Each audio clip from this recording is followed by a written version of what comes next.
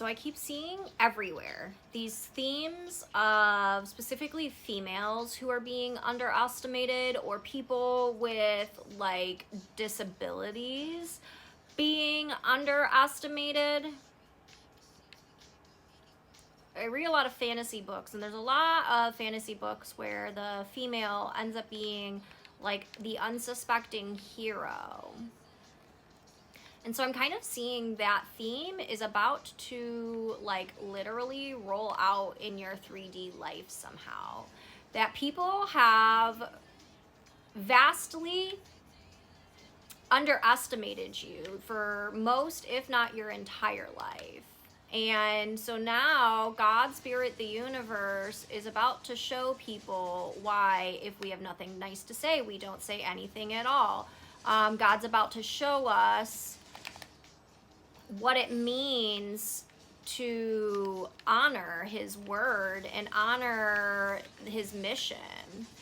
Because you are a prime example of what it means to do that. And so now they're going to show people how that work pays off.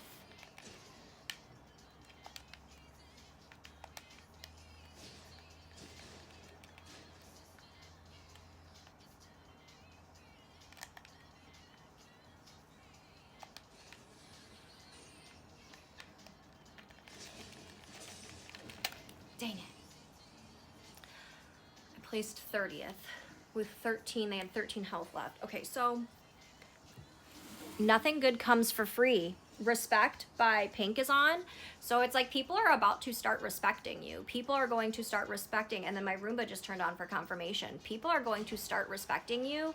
And I'm hearing like, first, a lot of people, too little too late. You didn't respect me when I had nothing, and now you think you're going to respect me because I have something, and it's not respect. That's just manipulation. Because if they respected you, they respect you regardless of anything, right? Let them know it ain't easy. And so you chose the hard path every time. I'm seeing like, you know, because like the easy way out is like the instant gratification or taking shortcuts. You built something slow and steady. You didn't take any shortcuts. You were efficient, but you didn't take shortcuts. You did the hard work. You did the dirty work. And now you're about to show the entire world why we do it that way, why we are expected to do things the right way, why taking your time and making sure that you understand things before just powering through is important. Why disconnecting and not allowing the system to mold us is important. The system that we are living in is not built for healthy and happy humans. And breaking out of this system, starting to respect yourself, respect your body, respect your mental health, respect all of it. The Man by Taylor Swift is now on when I'm talking about the system. Maybe I would get quicker if I was a man, get there quicker if I was a man. Okay, so it's like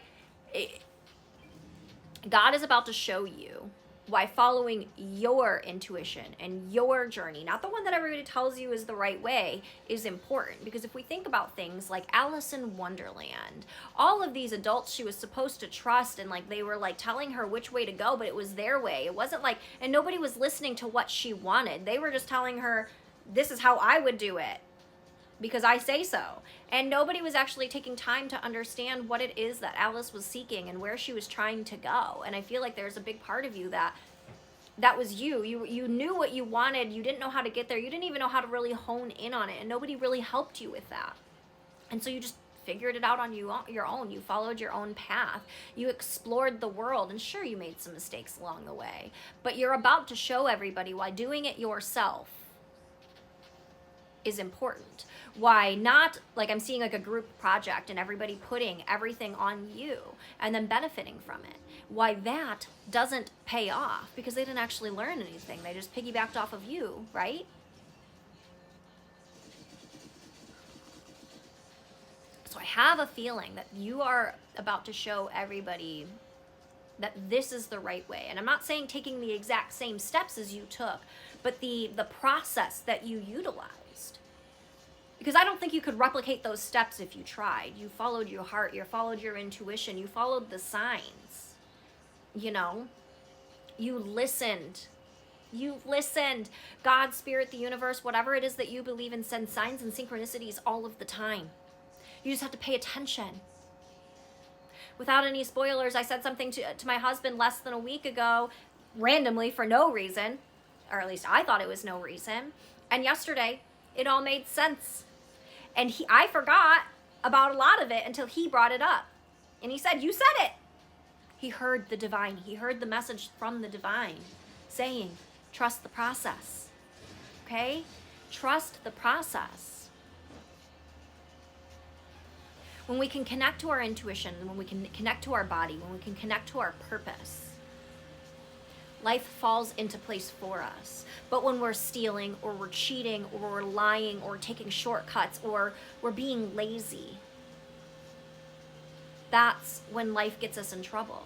And lazy and being unmotivated because you're being dragged down because you're burnt out, two different things. I'm talking about true, authentic laziness. This system is meant to burn us out, because if we're burnt out, we can't think. This system is meant to keep us brainwashed, because if we remember things or we use critical thinking, then we're going to start saying what you're saying doesn't make sense. What you're selling me doesn't make sense. Quit playing games with my heart. People are playing games. And when you have critical thinking, that's when people tell you you're difficult. I have been told I am difficult my entire life, and it's because I have critical thinking, because I ask questions. It's not because I'm trying to be difficult. I'm trying to understand. I'm trying to understand, but at the same time, I don't just do things because people tell me to do them, because I used to do that and it got me nowhere.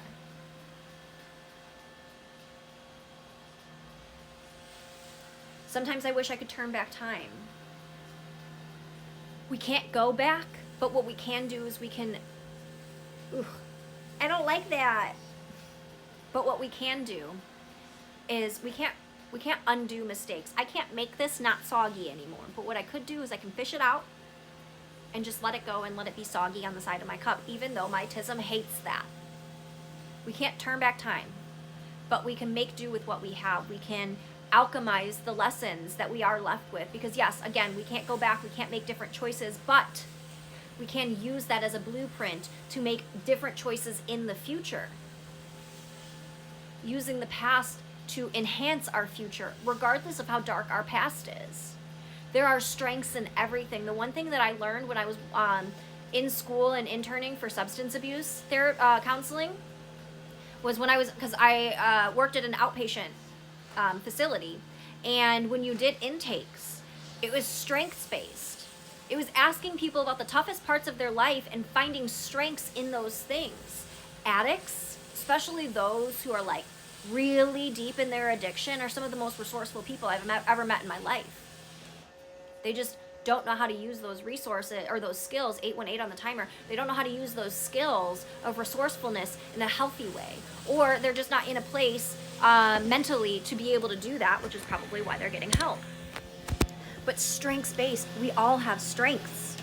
But most of us were unfortunate enough to have people in our lives to use our strengths and twist them into weakness, because they saw our strengths and they knew that they could use it against us. It's like empathy. Empathy is a strength, especially if you come from a past of trauma.